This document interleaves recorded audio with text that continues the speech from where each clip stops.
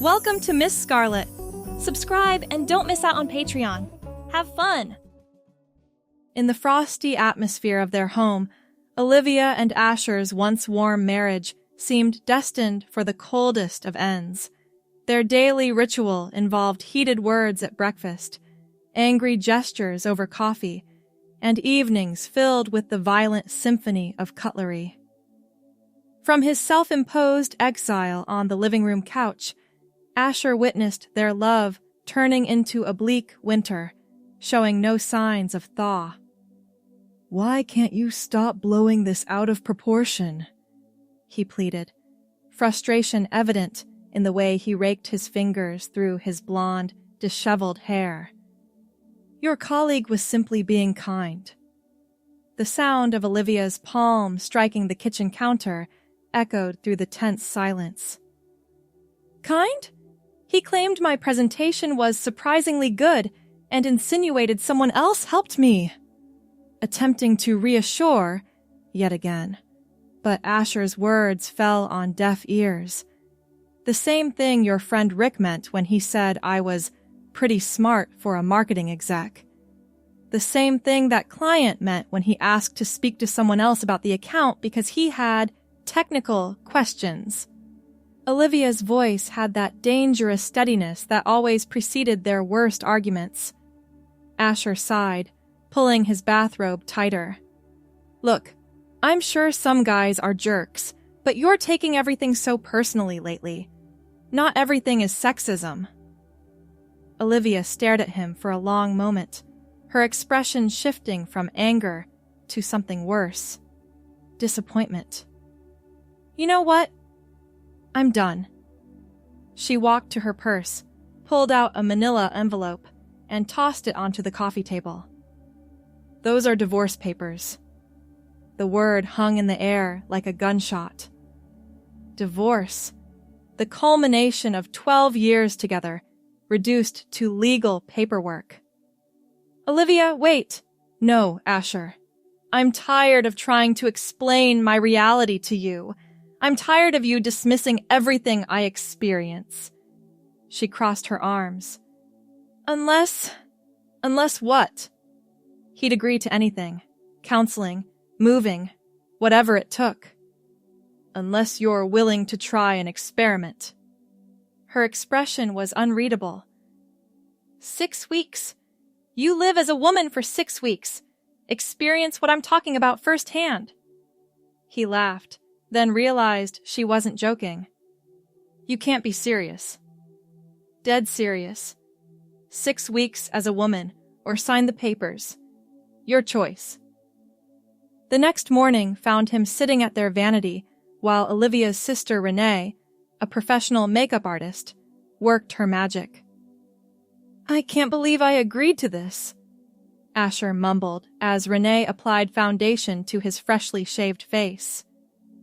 "Believe it," Renee said, not bothering to hide her satisfaction. "Now hold still." 2 hours later, he barely recognized himself in the mirror.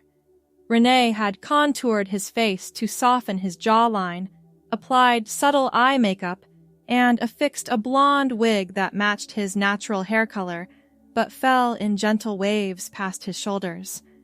Olivia appeared in the doorway holding a teal A-line dress with a matching cardigan. "Time to get dressed, May." "May?" "Your name for the next 6 weeks. We agreed, remember? Total immersion." The dress fit surprisingly well, tailored to accommodate his broader shoulders and narrower hips. The cardigan helped disguise his masculine frame, and the heels Olivia insisted upon, modest 2-inch pumps, completed the transformation. "Time for your first outing," Olivia announced, car keys dangling from her finger. "Wait, now? I thought—" "The clock is ticking on our 6 weeks, May. Let's go shopping for the rest of your wardrobe." The mall was a nightmare of self-consciousness. Every step felt like walking on a tightrope, balancing in the unfamiliar heels while trying to move naturally. May's heart raced when a group of teenage boys looked in her direction, though they merely glanced and moved on. "Relax your shoulders," Olivia murmured. "You're too stiff." "Easy for you to say," May whispered back. "Everyone's looking at me." Actually, they're not. That's the first lesson. When you're genuinely worried about standing out, you notice every glance. But most people are too wrapped up in their own concerns to pay attention. The department store proved Olivia right. The saleswoman greeted them normally, and when Olivia explained they needed a professional wardrobe for her friend, the woman simply took measurements and started pulling options. "Conservative for work," Olivia instructed. "We'll need at least 3 outfits to start." 2 hours later, they left with bags containing 2 suits tailored for May's frame, several blouses, skirts, and another dress. May's feet were killing her, even in the modest heels. "How do you do this all day?" she asked as they got back in the car. "Practice, and the knowledge that flats aren't considered professional in many offices." Olivia's smile was smug. "Ready for day 2? "What's day 2? "Work. I called in a favor with my friend Scarlett at the nonprofit downtown. You're volunteering in their office for the duration." "You're kidding." "Nope. 6 weeks, remember? Total immersion. You took a leave of absence from your job. This is your life now, May." The next morning, May stood before the mirror in a conservative gray suit with a lilac silk blouse. Renee had come over again to help with makeup and hair, styling the blonde wig into a professional updo. "Remember, subtle movements," Olivia coached as May practiced walking in the slightly higher heels they'd chosen for work. "Small steps. Keep your knees together when you sit." May nodded, throat too dry to speak. This was really happening. Scarlett met them at the nonprofit's office, a converted Victorian house downtown. She was clearly in on the experiment, but professional enough not to make it obvious to others. "Everyone, this is May," Scarlett announced to the small staff. "She'll be helping with our grant applications for the next 6 weeks." May smiled nervously, conscious of how her voice might sound. "Happy to be here," she managed, keeping her tone soft and slightly higher than normal. The morning passed in a blur of introductions and orientation. By lunchtime, May had relaxed marginally, focusing on the grant writing work, which wasn't so different from proposals she prepared at her regular job. Then Frank from accounting stopped by her temporary desk. "Hey there," he said, leaning against the doorframe. "You're settling in, okay?" "Yes, thank you," May answered carefully. Good. He didn't move. "You know, we usually go out for happy hour on Fridays. You should join us." "Thank you, I'll think about it." "You should definitely come." He smiled in a way that made May instantly uncomfortable. "I could pick you up, show you around town if you're new here." "I'm familiar with the area," May said, turning back to her computer. Frank didn't take the hint. "Where'd you work before this?" "Marketing firm," May answered vaguely. "Oh yeah? Which one? I know a lot of people in that industry." The questioning continued until Scarlett appeared, saving May with a request for help with some filing. As soon as Frank left, May exhaled heavily. "Does he do that to everyone?" she asked Scarlett. "Just the women under 40, Scarlett replied matter-of-factly. "And now you see why we have a high turnover rate in our admin staff." "Why don't you report him?" Scarlett gave her a look. "To whom? He's friends with the director, and the last woman who complained was let go for not being a team player." By the end of the day, May had counted 17 interruptions, 4 unnecessary explanations of basic concepts she clearly already understood, and 3 more uncomfortable interactions with Frank, Her feet ached, her head hurt from the constant vigilance over her voice and mannerisms, and she'd barely finished half the work she would normally accomplish in a day. Olivia was waiting when she got home. How was it? May kicked off the heels with a groan. Exhausting. Frank from accounting wouldn't leave me alone. The IT guy talked to me like I was a child, and someone asked me to make coffee even though there were 3 men closer to the break room. Welcome to my world, Olivia said, but without malice. Day 3 tomorrow? What fresh hell do you have planned? Public transit. You'll take the bus downtown. The next morning found May dressed in a knee-length black skirt and emerald green top, waiting at the bus stop. The wig was styled more casually today, with the blonde locks loosely pulled back with a clip. The bus arrived crowded with commuters. May found a spot standing near the back, clutching a pole for balance. 2 stops later, a man boarded and stood too close, despite plenty of space elsewhere. Morning, beautiful, he murmured, his breath hot on her neck. May stepped away, but the movement of the bus sent her stumbling back toward him. His hand caught her waist, lingering too long. Careful there, he said, making no move to create appropriate distance. May spent the rest of the ride in silent anxiety, relieved when her stop finally came.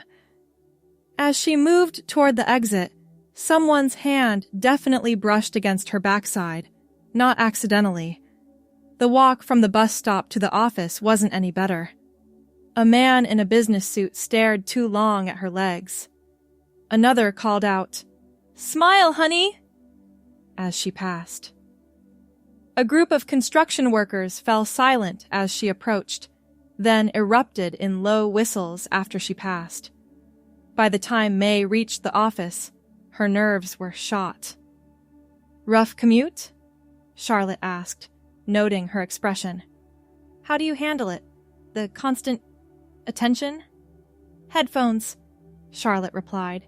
Even when they're not playing anything. Sunglasses, resting bitch face, and keys between your fingers if you're walking alone after dark. The rest of the week continued in the same vein. May learned to dread Frank's visits to her desk. She discovered the exhaustion of constantly monitoring her appearance, voice, and mannerisms. She felt the sting when her ideas were ignored in meetings, only to be praised when repeated by a male colleague. Sunday evening, relaxing at home for the first time in days, May confronted Olivia. Okay, I get it. There's a lot I didn't understand, but surely not all men are like this. Olivia's expression softened. No, not all men, but enough that we can never know which ones are safe and which aren't. That's what you're feeling on the bus, in the street, the constant calculation. May nodded slowly, thinking of the mental energy she'd expended just navigating ordinary situations. We're a quarter of the way through, Olivia said. Still want to quit? May thought about the divorce papers sitting in the desk drawer. No, I said I'd do 6 weeks, and I will. The second week brought new challenges. May had to attend a client meeting with Charlotte, which meant a higher-stakes professional environment. She chose a navy pencil skirt with a cream blouse. The blonde wig styled into a sleek, straight look that fell just past her shoulders. The client, the CEO of a local business, directed all his questions to Charlotte's male assistant rather than to Charlotte herself, despite her being the project lead. When May offered data supporting their proposal, the CEO cut her off. That's nice, sweetheart, but let's hear from Tom about the financial projections. On the way back to the office, Charlotte sighed. That's the 3rd time I've pitched to him. Always the same response. How do you not scream? Screaming would just confirm his belief that women are too emotional for business. Charlotte shrugged. So I document everything. build an impeccable case, and let the results speak for themselves. And does that work? Sometimes. Often enough to keep trying. She glanced at May. You're starting to get it, aren't you? May nodded, thinking about all the times she'd dismissed Olivia's frustrations with similar situations. By week 3, May had become more adept at navigating her new reality. The makeup routine was faster, the heels less painful, the mannerisms more natural. She wore a lavender midi dress with delicate gold accessories to a community meeting about a local development project. The transformation in how people treated her based solely on appearance was stark. Men who might have engaged with Asher's ideas now spoke over May, explained obvious concepts, or focused on her appearance rather than her words. During a break, May overheard 2 men discussing her. The blonde has good points, but she's a bit aggressive, don't you think? Yeah, someone should tell her men don't find that attractive. May froze, coffee cup halfway to her lips. She'd made the exact same comment to Olivia after a dinner party last year. The 4th week brought a visit to May's mother, who had been briefed on the situation, dressed in jeans and a soft pink sweater, the blonde hair loose around her shoulders. May felt strangely nervous. Oh my, her mother said upon opening the door. This is quite something. They sat awkwardly in the living room where Asher had spent so many holidays and Sunday dinners. So, her mother ventured, is this permanent? Are you discovering something about yourself? It's just for Olivia's experiment, May clarified quickly. 6 weeks to understand her perspective better. Her mother nodded slowly. And what have you learned? May considered the question carefully. That I had no idea about any of it. The constant vigilance, the different standards, the way people dismiss you based on nothing but your appearance. I could have told you that, her mother said softly. I tried many times. All those talks when you were younger about respecting women, treating them as equals. It wasn't just motherly advice. It was drawn from a lifetime of experiences like the ones you're having now. The realization hit May like a physical blow. How many women in her life had tried to explain these realities, only to have their experiences minimized or dismissed? Halfway through the 5th week, Olivia came home to find May crying at the kitchen table. What happened? She asked, instantly concerned. Frank invited me to his cabin for the weekend, May said, voice shaking. When I said no, he hinted that my volunteer position might not last if I wasn't more friendly. Olivia's face darkened. Did you report him? To who? Like Scarlett said, he's friends with the director. May wiped at her eyes, smearing mascara. I've been dealing with this for 5 weeks. You've dealt with this your entire life. How are you not constantly furious? Who says I'm not? Olivia sat down, taking May's hand. But being angry all the time is exhausting. So we pick our battles, create support networks, warn each other about the Franks of the world. I'm so sorry, May whispered. For every time I didn't believe you. For every time I said you were overreacting. Olivia squeezed her hand. That's why I suggested this. Not to punish you, but because some things can only be understood through experience. The final week of the experiment coincided with a heat wave. May chose a light sundress in a cheerful yellow print, the blonde hair pulled into a high ponytail. At the farmer's market with Olivia, May noticed the subtle but profound difference in how people treated them as a pair versus how they'd treated Asher and Olivia. Vendors addressed Olivia first, made eye contact with both of them equally, and no one questioned their knowledge when they discussed varieties of heirloom tomatoes. Later, sitting at an outdoor cafe, May watched a man at another table interrupt his female companion repeatedly. The woman's expression, resigned, frustrated, yet carefully controlled, was one May had seen on Olivia's face countless times. "I used to do that to you," May said quietly. "Talk over you. Finish your sentences." "Yes," Olivia agreed simply. "You did. I won't anymore." It wasn't just a promise. It was a fundamental shift in understanding.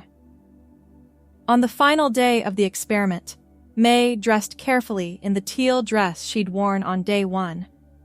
The blonde hair was styled in loose waves, and her makeup was applied with the skill she'd developed over 6 weeks of practice. Olivia was waiting in the living room, the manila envelope of divorce papers on the coffee table between them. "The 6 weeks are up," she said. May nodded. "They are. What happens now?" May took a deep breath. "I've been thinking about that. A lot."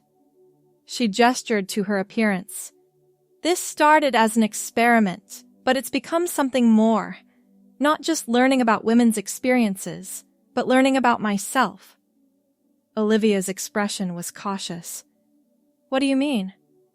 "I mean that being May hasn't just taught me about sexism and double standards. It's taught me that I've been hiding from something." She met Olivia's eyes steadily. "I don't want to go back to being Asher." Silence filled the room. "Are you saying—" "I'm saying I think I might be transgender. That living as May these past 6 weeks has felt right in ways I never expected. Ways that have nothing to do with the experiment and everything to do with who I truly am." Olivia absorbed this, her expression unreadable. "I don't know what to say." "You don't have to say anything right now. This is as surprising to me as it is to you." May gestured to the divorce papers. "But I do know I don't want those to be part of our future. Whatever happens next, I want us to face it together, if you're willing." Olivia was quiet for a long moment. "I suggested this experiment to save our marriage by helping you understand my perspective. I never imagined it might reveal something so fundamental about you." "Neither did I," May admitted. "But now that I've seen it, I can't unsee it."